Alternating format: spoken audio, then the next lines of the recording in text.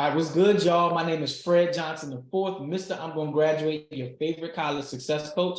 And I got another podcast for you. When I tell y'all, I am absolutely excited about tonight's guest. I have my brother, Tony Austin, who is the college and career counselor at Moorish.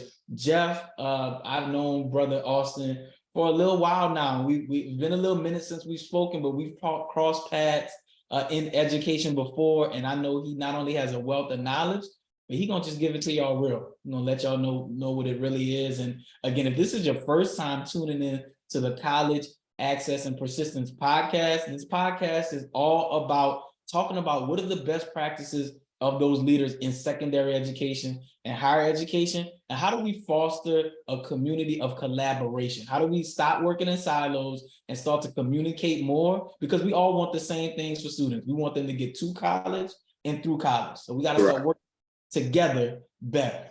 And that's what this podcast is going to do. So, Brother Austin, thank you for hopping on. How you feeling? Thank you, man. I'm feeling great. I'm very excited about this opportunity. And so hopefully we can educate your listeners out there about, our world and what works in our world and what things can be better in our world. And so that everybody, as you mentioned, beforehand, so that everybody that we know and that, who we believe should move on to college can thrive through college. Awesome.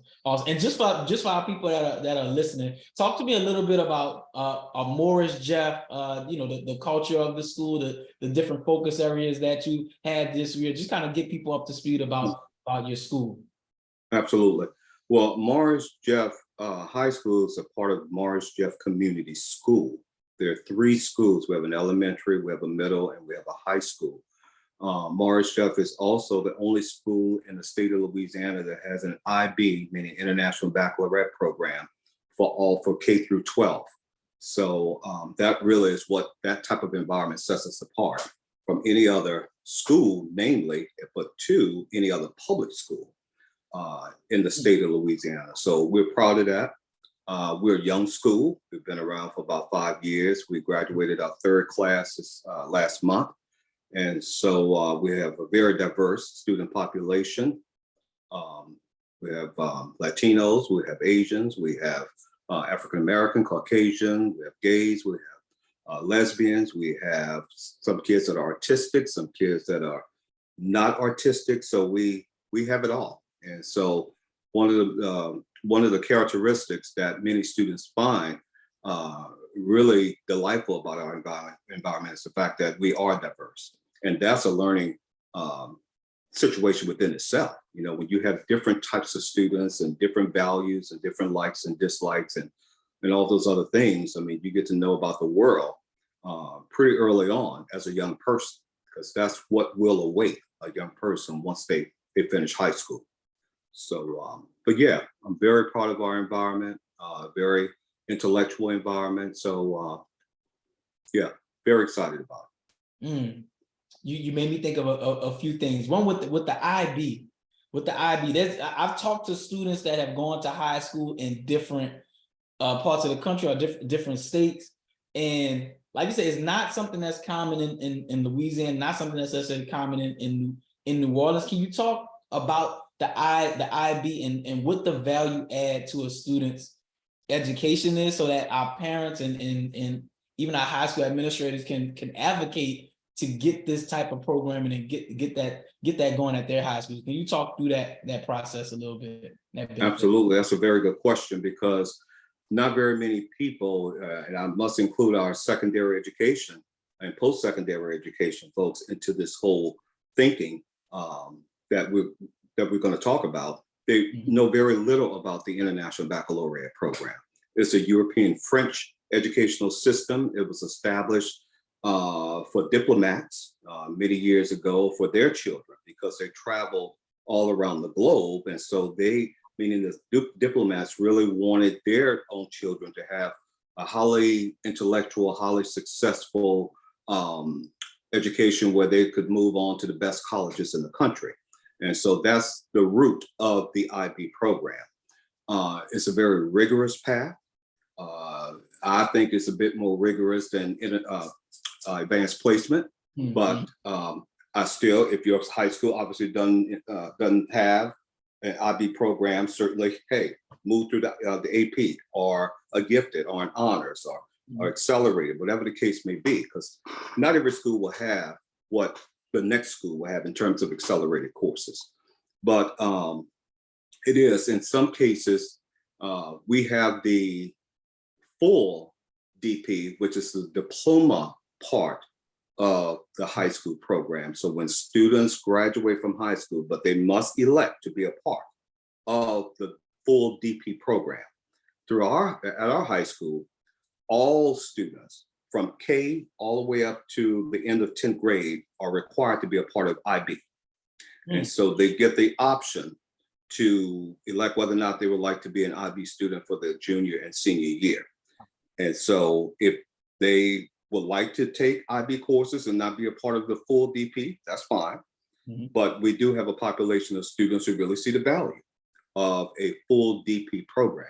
And what I mean by that is, it depends on the types of colleges and universities you're seeking after you graduate from high school. As we well know, some colleges and universities are a bit more rigorous than others, a bit more competitive to get in than others. And so that's why it behooves any young person to know as early as possible, I mean, even during junior high school, but certainly during their freshman year of high school, that they have an idea as to their life, post high school, whether or not they would like to go on to college. Right. The sooner they make that decision, that, that revelation, that's what they would like to do, the better prepared they can be to meet the admission requirements of that institution. So for example, if you are a child who wants to study music at maybe a conservatory, a very competitive conservatory school, very tough, very competitive to get in. You've had a lot of musicians that have gone on to this conservatory school. So we know the chances of a student being admitted to an institution like that have a very low acceptance rate, very low acceptance rate because of the competitive nature of the institution. So to increase your chances, doesn't guarantee it, but to increase that student chances of getting to that type of institution, if they know as a freshman student that they would like to go to this highly competitive conservatory school, so they can begin to look at that college's admission profile. What's the average GPA? What's the average ACT score, SAT score? What kind of portfolio? What kinds of music artists or students who like to go on to become successful musicians and performing artists? How does that student look from year to year? So you can educate yourself about that process during your freshman, your sophomore, and your junior year. So by the time you make it to the senior year, you pretty much have met that college's profile. In other words, you're crafting yourself to be as solid of a fit as you possibly can to gain admission into that institution. But had you started that search in your sophomore or your junior year, you see, it doesn't give you a whole lot of time. It doesn't mean that you won't get in, but it also means if you don't meet that college's admission profile, there's a slim chance you will not get in. So the earlier you know about your goal to go on to college, and the earlier you know what type of schools that you're interested in applying to, the better your chances will be to set yourself up as closely as you possibly can to the admission profile of that institution. Absolutely. That early decision, making that choice early. And that's why I urge parents so often, like, we can't wait till senior year to start thinking about college or taking that seriously. It honestly, even freshmen, you want to start them, but you want to start even earlier than that, just having a conversation about Absolutely. college. Go ahead. Well, I was going to say, and certainly the benefit of an IB student is the fact that you have demonstrated the rigor. Right. You know what it takes to be in a highly intellectual environment. With an international baccalaureate program, the word international should stand out. You have a more global experience. And so that's attractive within itself because they know the kinds of students, what those values, those aims are for an IB education. And so, and then the next layer of this is that there are international baccalaureate exams, just like the AP, Advanced Placement Exam, there are IB exams. And so those students have an opportunity to acquire college credit at those institutions. So just like an AP, depending on the school, you can score 3, 4, 5, and you can gain college credit. With IB, there are 2 exams. There's a standard examination, and there's the high level examination. Most schools or colleges rather will take the high level examination. Mhm. The top scores, 6 or 7. 7 is the max. So 6 and 7 scores would generally get you some college credit on the high level examination. Awesome. Awesome. You just put me on game about IB, so I'm gonna have to kind of look more into that and see if my network of schools can. Yeah, it's dynamite, man. It's a dynamite Mhm. program, and colleges are now coming around. I think highly selective and Ivy League schools have Right. come to know about it, but your not so competitive schools and community colleges, they Mm. really they don't really understand Right. IB, and so the more we as secondary counselors, Mm.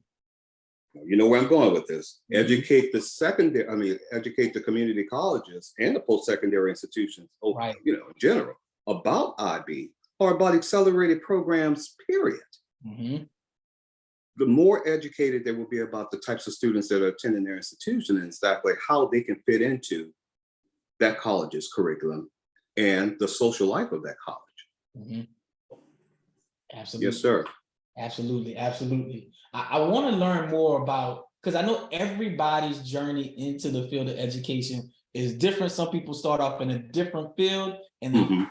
education finds them. Some people, you start in education and then obviously your career evolves from there. Talk to me about, like, what's been your journey in education? Where did you start? How did you get to where you are now? How did you figure out, how did you even navigate that journey?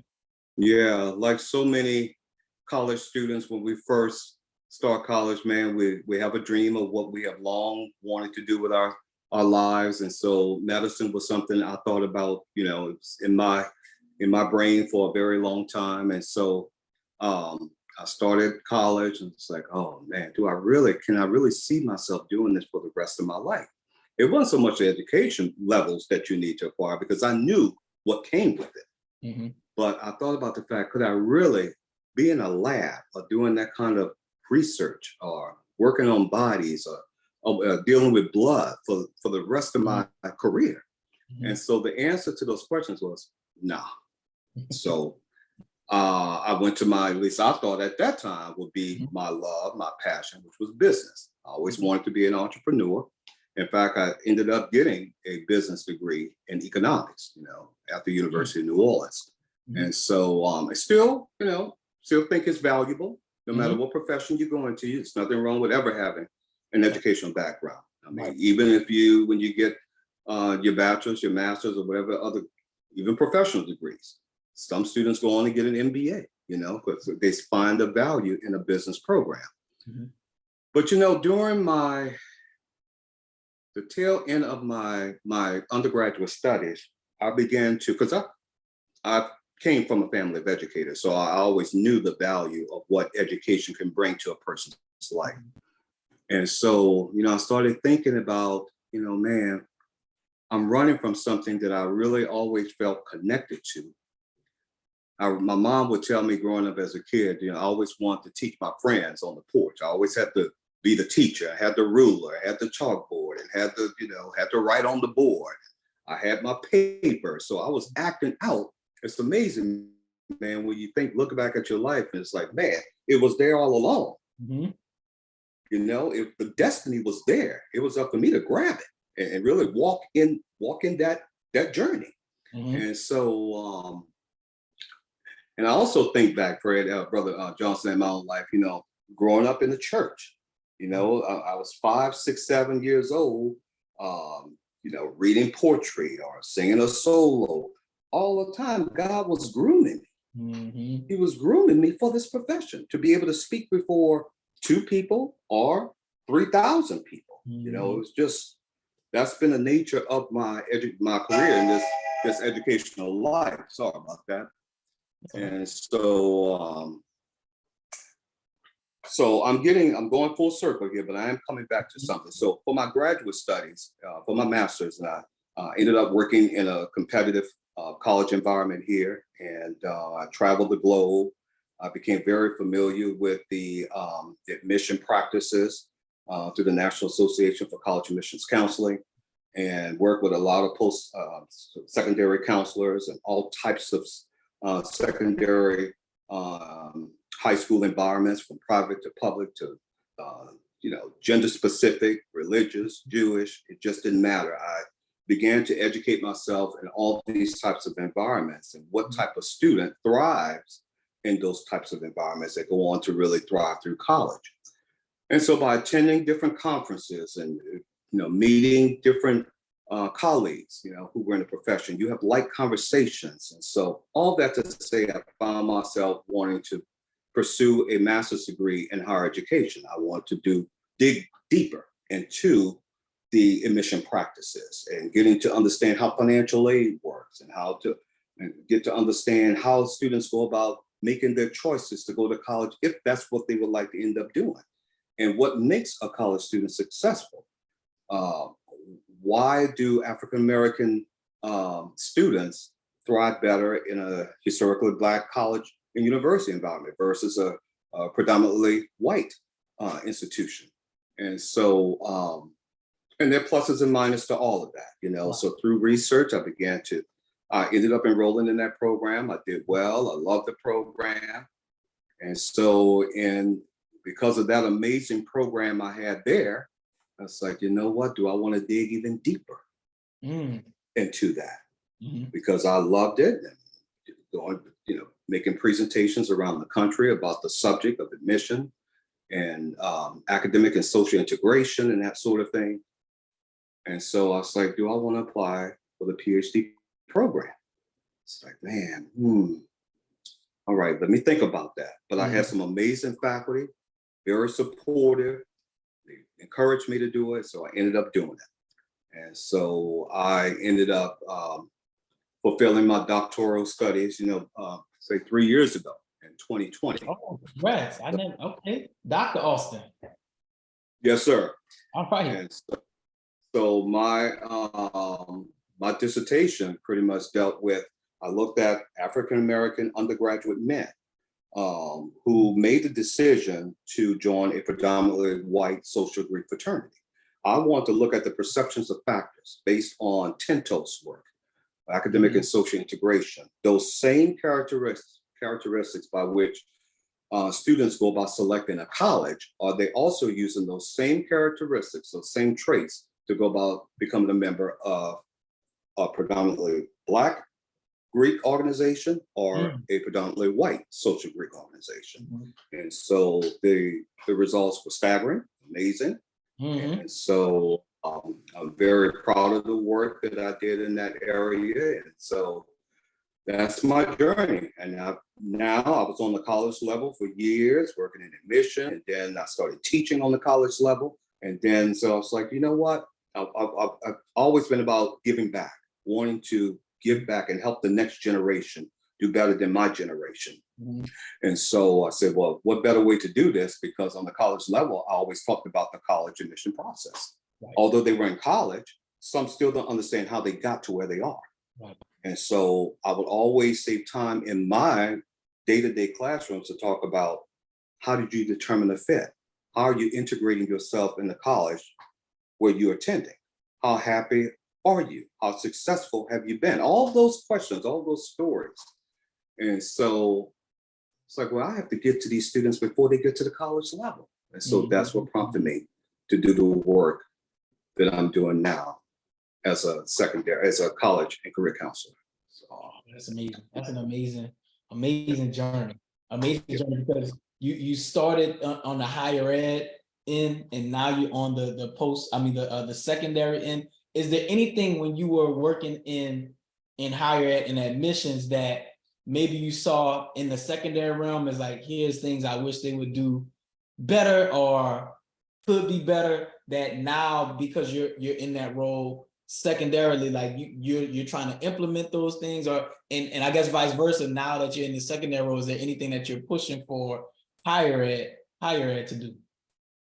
Yeah, when I was on the admission side, and having worked for a very competitive academic institution, standardized test scores, those ACT and SAT test scores were just we can, depending on who you're talking to, you have different conversations about the benefits, of standardized test scores. Some believe it's bias. Some believe that, hey, it's a way of, I guess, getting the types of students that you want for your particular college or your particular university. So like a weeding mechanism, so to speak. But as educators, we tend to think that, hey, what we're teaching in the classroom, we want to know if students are able, if they learn from those experiences, and if they're able to apply what they've learned on the college level, because it really, you need to be prepared when you go on to college. You have to be able to know that you're able to write, you'll be able to think analytically, you're able to do math. And so, we've come across a lot of students who feel like, why do I need this? Why do I need to know how to write? Why do I need to know all of this math? Well, there's a reason for it. And so that you can thrive and do well in the classroom, because college is not about the parties and the social life. You can't forget why you're there, so that you can take care of yourself, take care of your family. You can go on and do a lot of things that you would like to do with your life, but at the same time, reaching back to pave the next generation after you. But also, you want to be as competitive outside of your career. If you're sitting at a dinner table with a CEO, and you can have like stories about the educational process. What do you bring into a conversation at a table of dignitaries or high-level people, or about your life? And so if you're at a table with people who are educated, you have to bring some sort of information or stories about those experiences. Otherwise, you're gonna feel like, okay, well, I don't belong. You only don't belong is because you have nothing to contribute.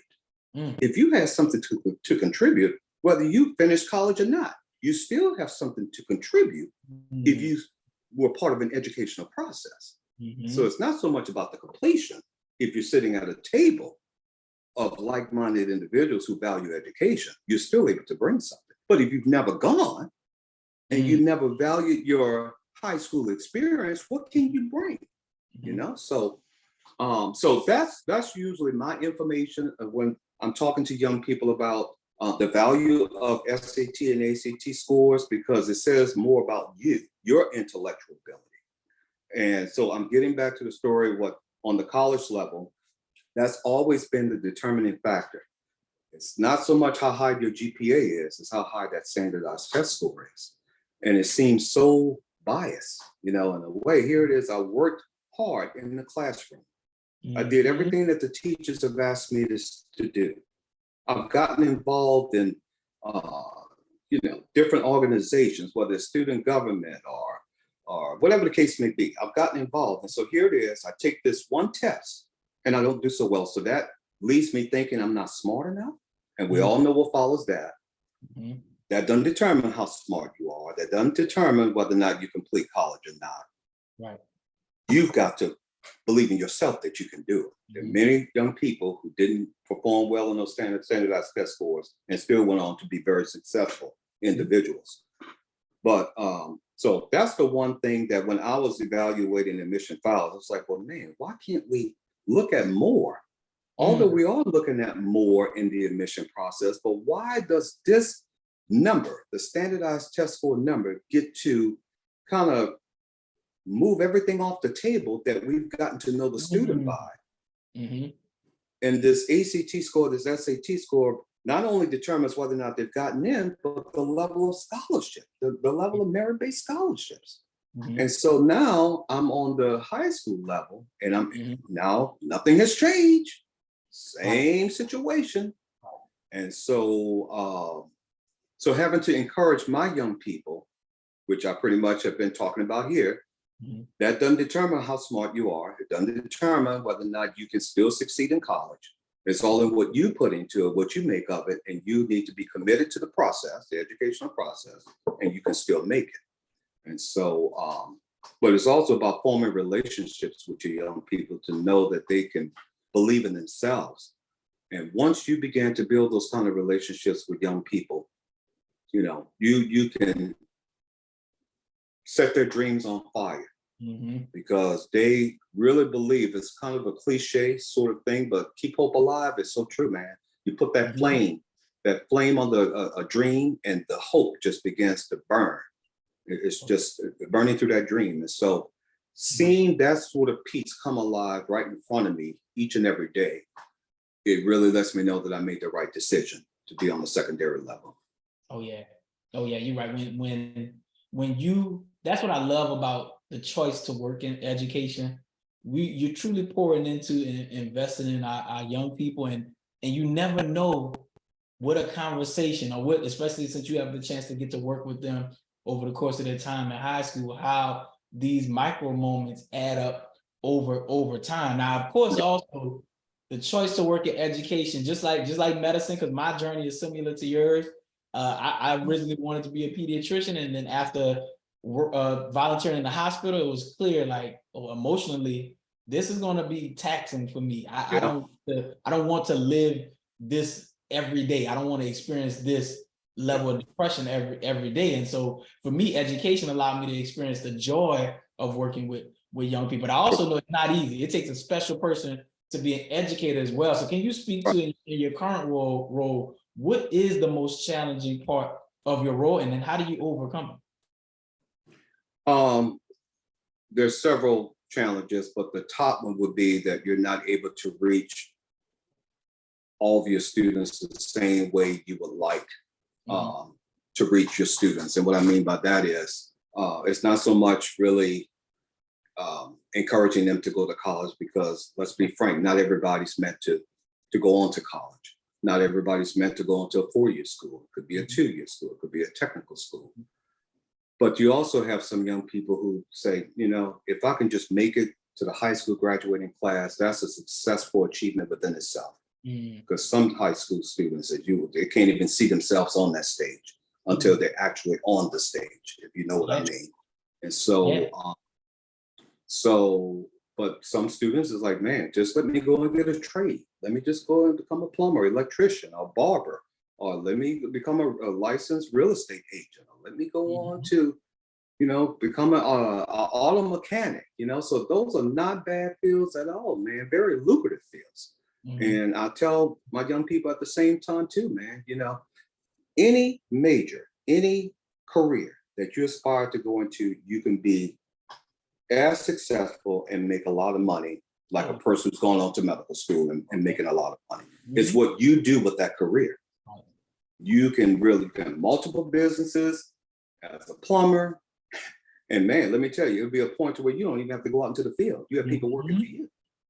So, hey, you make of that career what you want to make of it. Right. And you also have some young people want to go into the military. So, and that's a fine career, a respected career. And so, so that's when, if I can't reach a young person to kind of figure out what is it exactly would you like to do with your life. So that's what I mean about not being able to reach the young people the way I would like to, because many of them, it's tough for them to have those kind of conversations. They have no idea, no clue. Some of them are coming from homes where, they were told they weren't smart, they're stupid, they're dumb, they're not encouraged. And so as educators, we have to go through a lot of dust and a lot of cobwebs and a lot of hurt and a lot of pain before we can get to the scar in that student. Right. Sometimes it takes a year that we can do it if we're working with that student. Sometimes it takes 4 years. Sometimes it may take 8 years of you working in the same high school or middle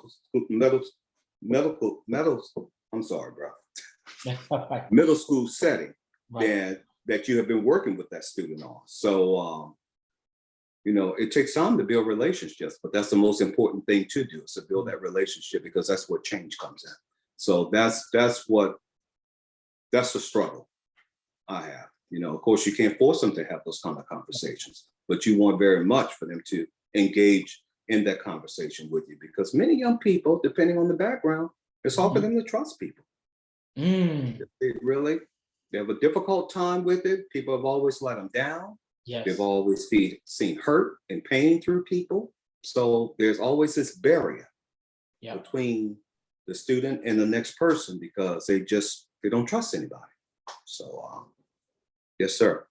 Oh man, I'm glad you spoke about that last point, because I think a lot of times people from the outside looking in, people that haven't worked in education, it's very easy to say, well, this kid didn't do this because the teacher not doing what they supposed to do, or because this staff person not doing what they supposed to do. But what they have to understand is students come to us with so much trauma already. And like you Yeah, said, what has happened is they have placed their trust in someone before they've gotten to us, and that trust has been broken, that's right? right. Not to mention all the other things that they come to, and that's why it's so critical for us as educators to bring an additional level of urgency to our roles, because once you, like you said, once you can light that hope up for a kid and illuminate that light for a kid, they'll run through a wall for you. They'll really Absolutely. truly start to believe for Absolutely. themselves. But if we really don't steward that relationship well, it could be much more damaging than what we think. It's just not an upset Absolutely. conversation. It's just not like it for them. It's that's their shot. That's their moment.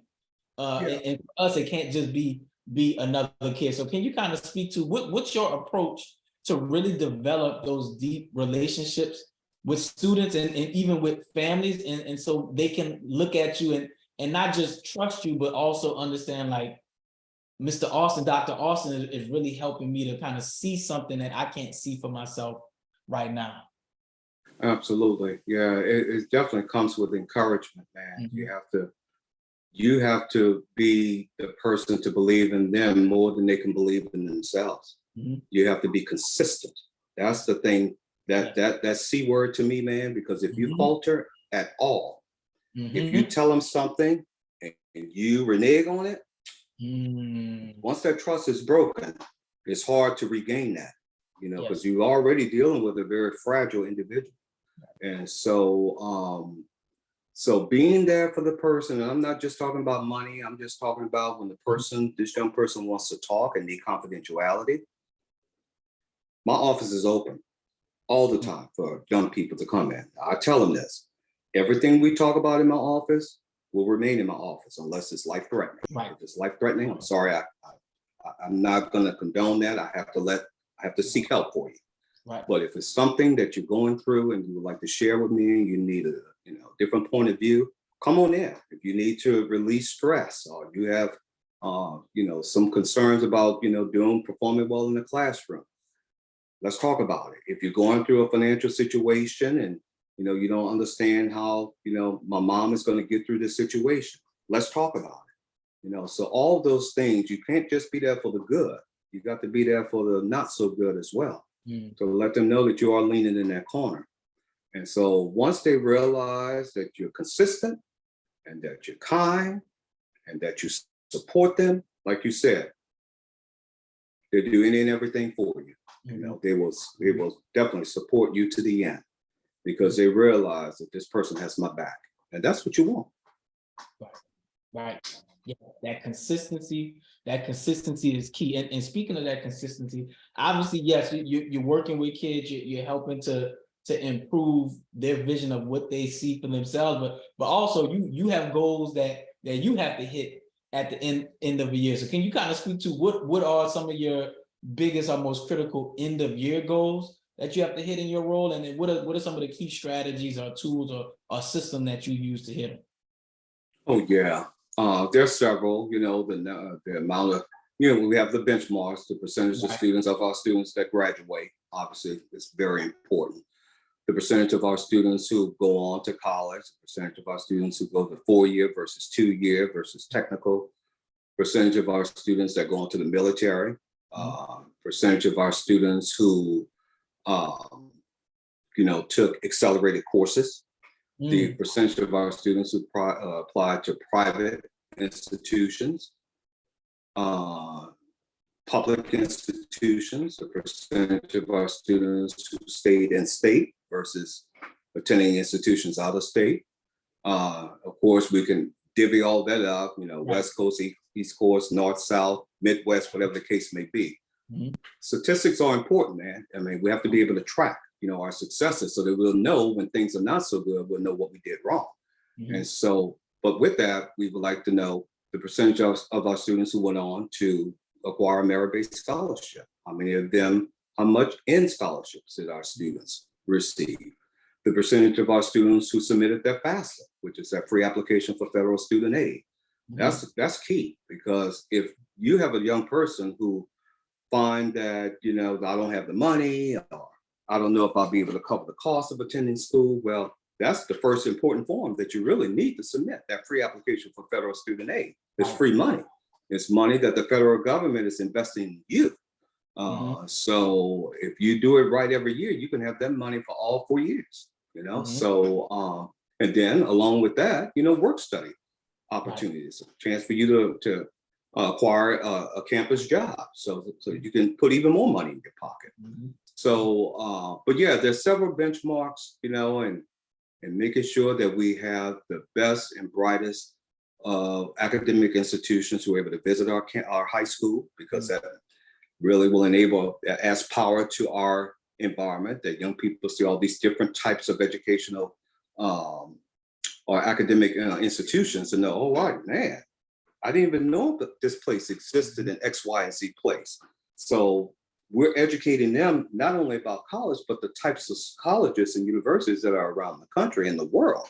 So, so, sometimes young people are motivated just by that alone, because they're thinking, okay, I want to go to LSU, but they didn't realize there's a big world out there.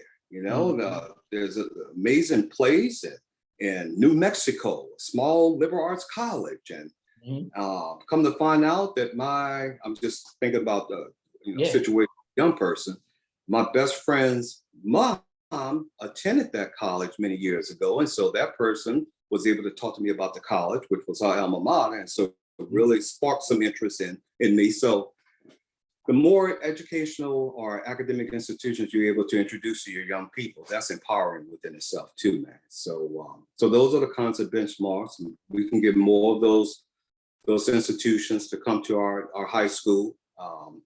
It makes us look more attractive as a secondary institution.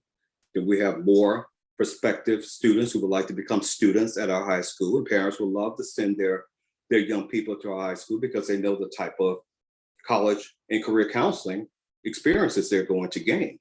So yeah, quite a few benchmarks, man. Now this is the time during the summer where you're probably prepping or planning or really laying down plans for next year. When you think about next year's creating an experience for your students, but also creating very tangible, just like you spoke to, moments where they get that exposure, how do you go into your planning for the upcoming academic year? Like, what are some things that you're thinking about now during the summer to put in place for next year? Oh yeah. We start all over, for the 9 months, A through Z, and then come June, you're starting at A again. And so, but we have to make sure that we are updating our high school profile. And if you don't know what a high school profile is, that's like the high school's way of showcasing itself to colleges and universities, but any prospective student, any prospective mother or dad who's interested in sending their child to your high school, it is what's great at your high school, the history of the school, the types of courses that are available at the school, what sets your high school apart from other high schools, what student organizations and councils that are available there, what kind of sports are available, percentage of students that go on to college, average ACT, SAT, ACT scores. I mean, all kinds of information. And then where do these young people tend to go after they graduate from high school? And you usually find a lot of that information in a high school profile. So I'll be updating that information for the 23-24 school year. Then we're also getting ready to nominate our students for the Posse Scholarship, which is an amazing scholarship program. It's partnered through Melinda Gates. And I'm sorry, I'm thinking of College Track, and I'm going to get to College Track in just in a bit. But Posse is another college prep program. And so they talk to students who are from low-income housing, although that's not so much a requirement, but they really would like to center around those types of students and make it possible for those young people to make college a dream, a reality in their lives. And so another thing that sets them apart with Posse versus other college prep programs is the fact that they have partnerships with private institutions around the country. So if you end up with one of these Posse scholarships, it could be valued at close to $300,000, over a 4-year period. So these are like gem scholarships. We had one of our students this year who ended up getting one. So we were very, very proud of her. Yeah, she ended up getting a full ride to a private institution, in fact. So, but Posse, and the reason why they call it a Posse, because through research as educators, we come to know, especially with African-American students, is that those young people who do not come from a family of educators, they end up starting or being college students with a lack of information about the educational process. Mm-hmm. There are differences in terms of characteristics, what the student will feel from attending a historically Black college versus a predominantly white college. And what I mean by that is if Black students attending a historically Black college, okay, there are pros and cons to that process. And then if an African-American student is attending a predominantly white institution, there are pros and cons to that. Mm-hmm. And so the word Posse comes by to increase the student's longevity, to persist in a collegiate environment. Mm-hmm. You will have 9 other students around you forming a posse so that you start together and you will encourage each other throughout that 4-year period together, and you will graduate together.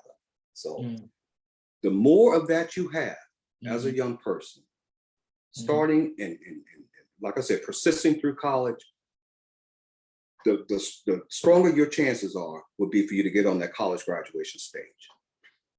The more of that you have. And so through research, it works.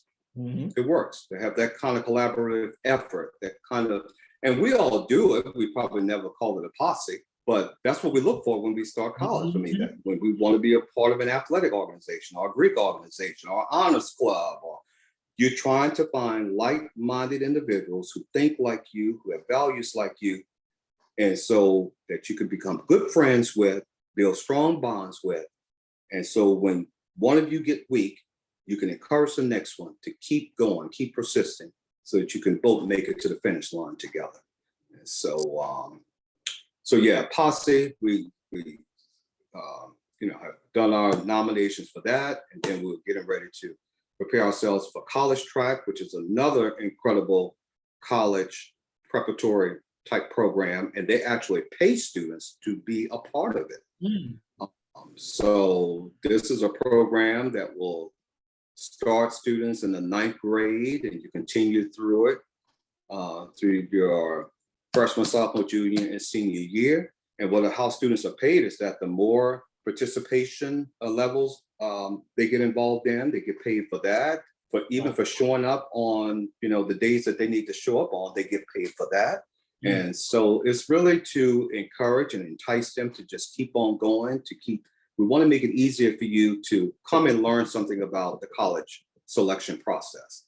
Mm-hmm. And what it would take for you to keep putting yourself in that kind of arena. So when it's time for you to apply to schools, it's time for you to apply for scholarships, it's time for you to submit your FAFSA and all those other daunting types of processes that we tend to go through as college students.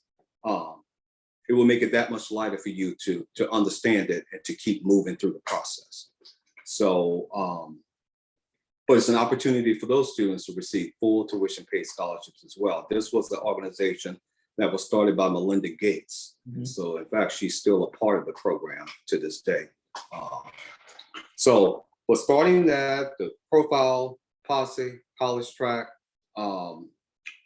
I'm meeting with some seniors over the summer, those who are really highly motivated, to get started with their process before the start of their senior year. So doing that. And then we're getting ready for orientation. And then of course, I'm updating my files with a lot of information, to keep it as fresh as I can possibly make it about the college search process. And any new websites for scholarships and educating ourselves about this whole process as well, so I can share it with my students. I'm doing that. And then, of course, I'll be scheduling, in about maybe a month, I'll be scheduling high school visits, so our young people can get to meet representatives from around the country. So, oh yeah, there's a lot going on, man, constantly. Right. That's a lot of different moving parts. Are Yeah. you doing that solely? Are you like a one-man band? Are you collaborate with others on the 12th grade team or within your school? You mentioned a couple of outside partners that you're working with. Just kind of speak to that, the spirit of collaboration that exists. Or are you like, actually, these are things I have to actually knock out by myself? Yeah, I'm the one-man band, brother, Wow. and I play all the instruments. And you have to play them all well. Mhm. So, but yeah, yeah, the things I mentioned and orchestrating all those different things, yeah, that's solely me. Now, when I do get involved in some event planning, like our ring ceremony and some orientation type parts, and then when I go to speak to some of the senior and the junior classes about college and career stuff. Of course, I'll be collaborating then with teachers for access into those classrooms. And then our dean of students to talk about orientation type stuff. So yeah, there are certainly some collaborative parts to it as well. Awesome. Yeah. Now, again, being that one-man band, I know your skills at building relationships have to be great, right? There are colleges that continue to visit, and of course, you talked about tapping into Posse and College Track and other organizations. What's your approach to building relationships with either external partners or external organizations so you can open up those doors for your students? Like, how have you approached that over time? How have you grown in that over time? I'll tell you, man, it's just about time. You have to give students time, and you have to make time for them. Whether if it's just taking 2 days a week, spending time in the cafeteria, just sitting with a group of students, or maybe a student that's sitting off to the side by him or herself, and you just go over and just strike up a conversation, just ask them how their day is going. Also, you have to really get to know students beyond what's happening at school, and so if you have some student athletic events, show up at those games. To let them know that you're sitting in the stands and that you're there supporting them. Or if they're having a field trip, ask if you can be one of the coordinators or one of the chaperones. Let them know that you are in their corner, man, and that you're interested in things that they're interested in. And so that certainly can get the ball rolling. Once you, and these are some suggestions, there's certainly others as well, but once you get that ball rolling, and then they're coming to visit your office, and you have more of an exchange. Maybe there's a game, a soccer game out in the field with some of them. Hey man, put on your sneakers and go out there and play some soccer with those kids, and let them know again that you're interested in stuff that they're interested in. And so it's going to happen naturally. If you do things like that, man, it will have no choice but to form in a positive way. So yeah. Oh, that's awesome. Yeah, you have to go outside of whatever you think the confines of your role is, because you're right, playing soccer, going to lunch, that's probably not something you have to do, but definitely you reap so much of the benefits after the fact. You really truly get to know the kids, and in a role like yours, when in education in general, but I'm thinking specifically about college and career counseling, your ability to really know the student, know the family, and in those moments helps you to both counsel them, but also I'm sure push them in moments where maybe a student isn't seeing, or family might not be seeing something that you can see for them. And like you spoke to, sometimes you have to believe for them. Sometimes you have to believe in it before they can believe in it for themselves. And I'm sure those moments that you just spoke to help to really bring that. Absolutely, bro. Absolutely. So yeah, go ahead. Oh, no, I was just about to, I had my last question ready for you, but you were about to chime in. So I want you to go ahead and chime in. No, I'm just going to say, I agree with you 100%, man. It's just, and that it costs nothing for us to take that amount of time, to just give them a little attention, man. But for some of these young people, man, this is the only kind of attention they get. They don't get it at home. They don't get it in their communities. Many of them are walking through a lot every single day just to show up on us, in our schools and on our campuses. And so, but we want them to act and perform in a certain way that they may not be capable of doing until they are able to build up their own strength and their own maturity levels. And so we have to take time to get to know these young people, man. The same would behoove a teacher to do that. You have to understand your students. You have to understand if they're not able to think or not able to, if they have their heads on the desk one particular day, why is the student's head on the desk? Especially if you haven't seen that happen before, or it hadn't happened in a long time, instead of you getting angry with the student or having a student sent to the office, let's understand why the student's head was on the desk. It may be something that you can spot. Oh, I understand. I see it now. You're right. I would have my head on the desk too. I get it. I understand where you're coming from with this. But if you don't get to know your students, you wouldn't know that. And so for many young people, when they act out in the classrooms or at school, let's take time to discover why they're acting out. What's going on in that young person's day-to-day life? What's happened in that person's life? Maybe it was a one episode situation that brought that student to a place of why they're doing what they're doing. And so instead of them constantly being called to the office or being disciplined in a way, let's take the time to get to know the student. It sounds small, but it's something that's not being practiced on the day-to-day level, man. And that's why we misunderstand our students. We misguide our young people. And so we tend to think, that a student's probably not smart enough to do this and not do that. But again, you have to get through the fluff. You have to get through the dust. You have to get through the cobwebs to understand what the star is in that student. And so that in order for you to get to that star, you've got to take time to do that. You got to take time and you got to make time. Absolutely right. And with that, I want to also, for our leaders in higher education, I want to push y'all to do that same thing. I know you're not necessarily in front of students every day. The high school setting is obviously different from the college setting in a lot of ways, but that doesn't mean that the onus still isn't on when you do have those interactions with students.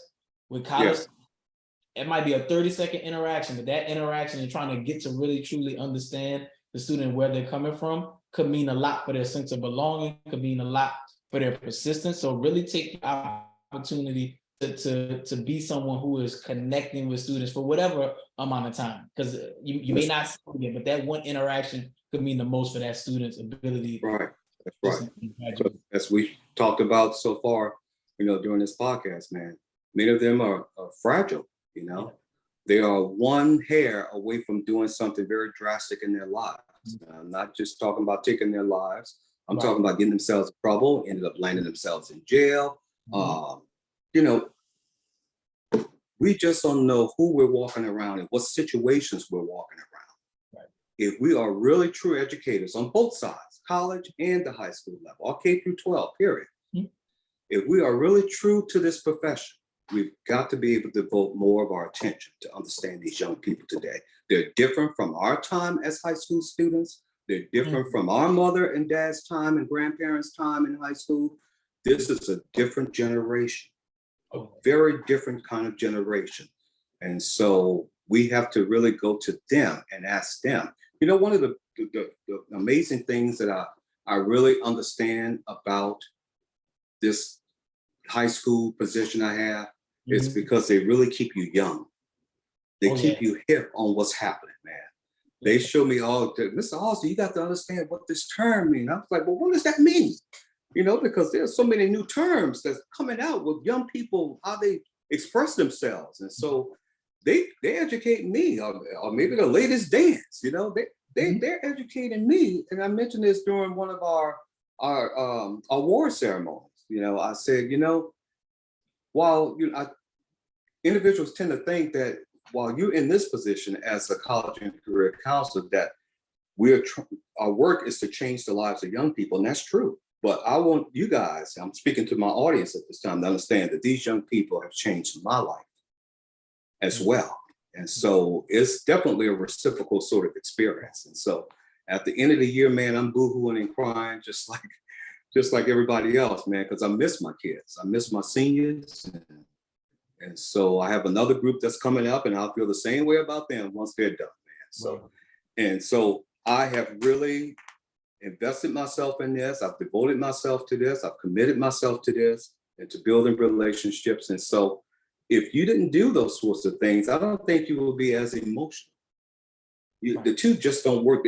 They work against each other, you know? And so I open up my heart to them in this profession. And so as a parent that they've opened up their heart, you know, to me. And so for them to want to frequent my office and talk to me about things that they really don't have to talk to me about, but they trust me enough to do that. And so I'm honored with that, man. I don't take that lightly. And so any way that I can help guide them and steer them and make their lives just a little bit better, it's all worth it to me, man. It's all worth it. Absolutely. Absolutely. I always end every podcast with this question. Let's pretend I give you this magic wand and I say whatever you wish to be changed about education, you can change. But with the lens that change would then help underserved students to be the most successful students in education, right? What changes or what change would you make in education? Man, if we can make education free, where no one would have to worry, it would create an equal playing ground for everybody. You don't have to worry about your financial background to know if I'll be able to go on and do it. That would be an amazing magic wand if that can happen. Right. But even if that can happen, Brother Johnson, if there could be some sort of ceiling or cap, the way tuition and the cost of education is going right now, I can imagine what that number will look like 20 years from now. Right. Something has to be done with this because it really is already an experience between the have and the have-nots. It will certainly be that way 20 years from now. And I will include a public school education as well, because they're increasing just like the private school cost of education is increasing, not probably at leaps and bounds like a private school education, but certainly, you know, both public and private tuition and the cost of attendance is certainly increasing. And so, but if we can cap, the federal government can get involved and really creating a ceiling with costs, you can't go above this particular price, or maybe help, you know, parents out with some sort of tuition or savings plan to help defray costs. And if I learned about this a few years back, there was something, I think in the state of Louisiana, it could be in a few more states as well, where the state is working with families to kind of help them put money aside to kind of help build the cost of attending college, maybe with tax deferments or something like that. But it needs to go a step further, you know, where families feel like, yes, this is manageable. If you're trying to choose between putting, you know, bread and keep your lights on and everything else, how can you put money on the side for an education that for your child that's maybe 10 years down the line? You know, you have to think about what's happening now in your life. And so, so overall, man, it's the cost of attending college, man. To make this a reality for a lot of students, it should be a God-given right. You know, it should be something that if you're a U.S. citizen, you're born into this country, it should be free. That's my personal philosophy. Awesome. Awesome. Well, that would definitely be a game changer. Thank you for your time, Brother Austin. It was a pleasure talking to you. Thank you for just being authentic, being real with us.